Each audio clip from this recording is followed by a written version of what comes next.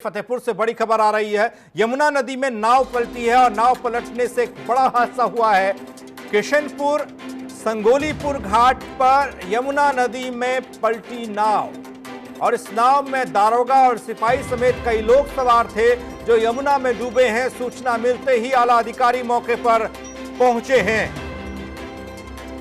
फतेहपुर से खबर आपको बता रहा है, यमुना नदी में नाव पलटने से हुआ बड़ा हादसा। किशनपुर संगोलीपुर घाट पर यमुना नदी में नाव पलटी, दारोगा और सिपाही समेत कई लोग इस नाव में सवार थे। सूचना मिलते ही आला अधिकारी मौके पर मौजूद हैं, पहुंचे हैं। फतेहपुर में हुआ है बड़ा हादसा। यमुना नदी में नाव पलटने से यह हादसा हुआ। किशनपुर संगोलीपुर घाट पर यमुना नदी में पलटी ये नाव।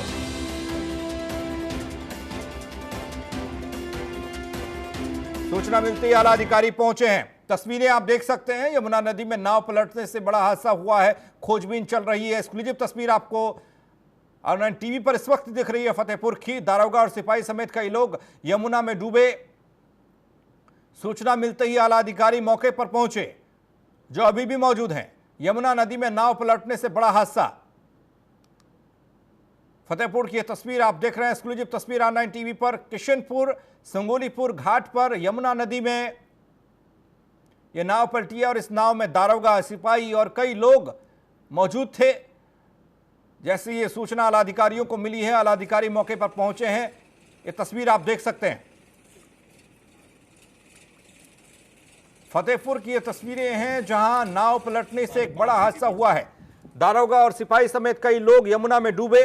सूचना मिलते ही आला अधिकारी मौके पर पहुंचे। यमुना नदी में नाव पलटने से बड़ा हादसा। अवनीश पाल जुड़ रहे हैं हमारे साथ, हमारे सहयोगी। अवनीश, जानना चाहेंगे आपसे ये पूरी खबर और क्या कुछ सफलता मिल पाई है? जो लोग नाव में सवार थे उन्हें खोज पाया है क्या स्थानीय प्रशासन?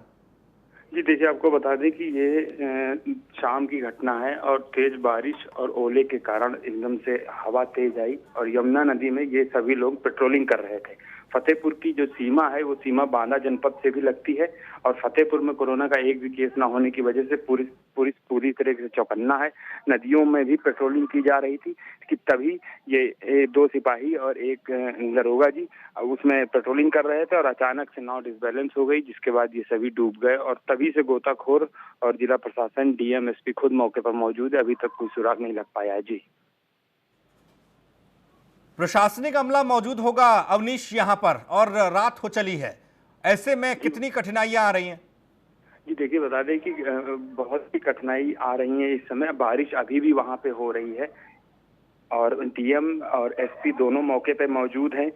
बता दें कि लॉकडाउन के दौरान ही पेट्रोलिंग कर रहे थे, जिसको लेकर काफी पुलिस प्रशासन एकदम मुस्तैद है।